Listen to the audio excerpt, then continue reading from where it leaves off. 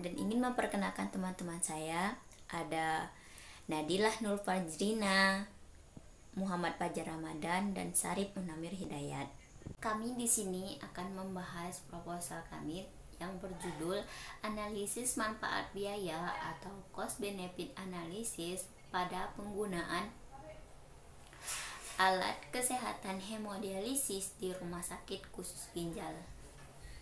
Belakangnya yaitu rumah sakit merupakan pusat pelayanan kesehatan dengan menyelenggarakan pelayanan kesehatan secara paripurna, yaitu menyediakan pelayanan rawat inap, rawat jalan, dan gawat darurat yang pelayanannya disediakan oleh dokter, perawat, serta tenaga kesehatan lainnya.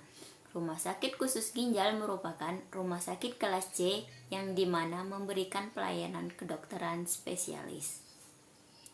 Hemodialisis merupakan salah satu terapi pengganti bagi penderita gagal ginjal akut maupun gagal ginjal terminal yang kronis.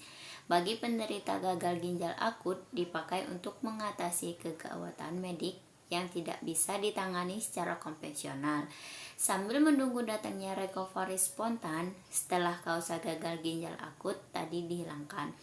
Bagi penderita gagal ginjal terminal, hemodialisis diperlukan untuk mempertahankan hidup dan memperbaiki kualitas hidup sampai menunggu datangnya pendonor ginjal.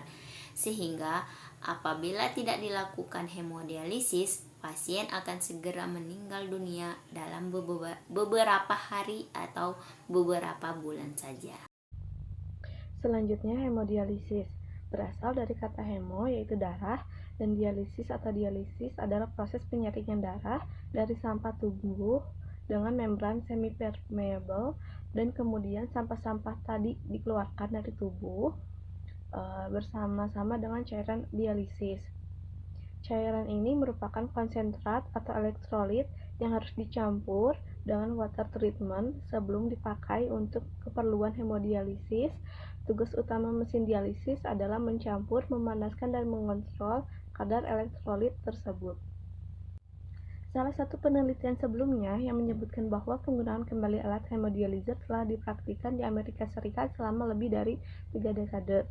Hal ini juga terus mendapatkan popularitas di bagian lain dunia, baik di negara maju dan berkembang.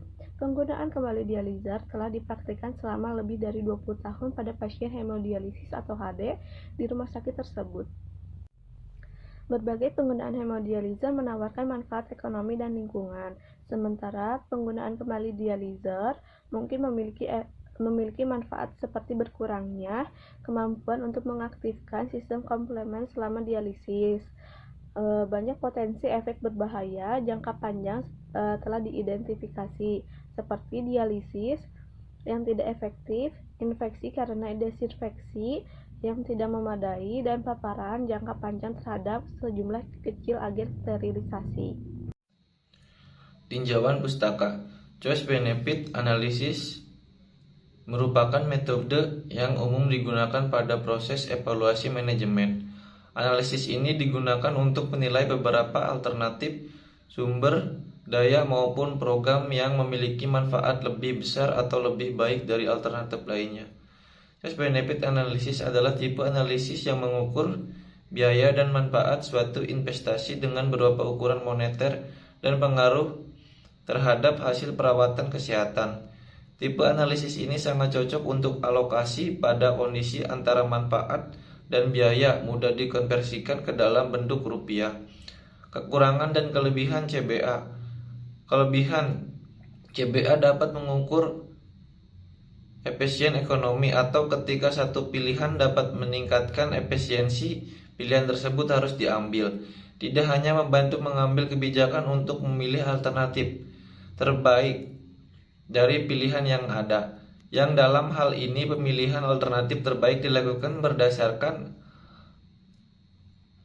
alasan perbandingan antara life cycle benefit dengan biaya yang dikeluarkan, melainkan juga dapat membandingkan alternatif tersebut, dapat mengontrol perkembangan dari proyek yang bersangkutan pada tahun-tahun ke depan, dapat mengkuantifikasi biaya dan manfaat yang bersifat kualitatif maupun intangible,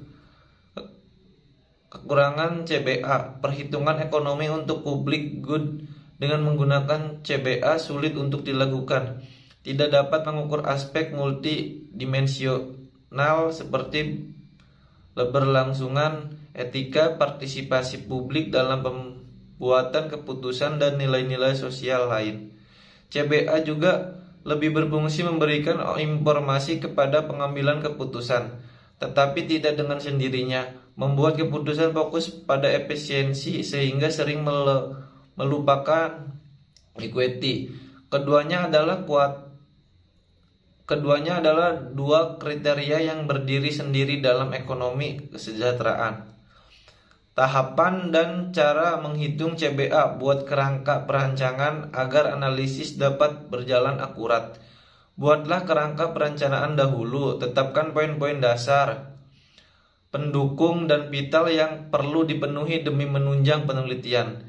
Identifikasi daftar biaya dan manfaat. Dalam meneliti CBA, manajemen perlu mengidentifikasi apa saja rincian biaya dan manfaat yang didapat. Untuk rincian biaya dapat berupa anggaran perencanaan, pelaksanaan, dan finalisasi produk. Sedangkan manfaat berupa perkiraan target pasar yang diperoleh dan prediksi penjualan yang dapat tercapai. Tetapkan besaran uang pada perencanaan anggaran. Setelah rincian perencanaan selesai dibuat, saatnya untuk menetapkan perkiraan jumlah biaya yang dibutuhkan. Pastikan manajemen menuliskan biaya dengan mata uang dan nominal yang jelas. Finalisasi perhitungan analisis biaya manfaat. Bila setiap perencanaan anggaran telah dilengkapi dengan nominal biaya, maka manajemen akan mudah untuk membandingkan dengan prediksi manfaat yang didapat. Ketika jumlah perkiraan biaya melebihi besaran manfaat yang diperoleh, perlu meninjau kembali segala analisis dan perencanaan. Baik, selanjutnya saya akan menjelaskan mengenai metodologi penelitian. Untuk waktu dan tempat, kami akan melakukan penelitian ini kurang lebih 1 bulan dengan kegiatan penelitian dilakukan di Rumah Sakit Khusus Ginjal. Ada pula metode penelitian yang kami gunakan, yaitu analisis manfaat biaya dari penggunaan mesin hemodialisis yang dikelola sendiri atau swakelola dengan melakukan kerjasama operasional atau KSO dengan beberapa perusahaan penyedia mesin hemodialisis.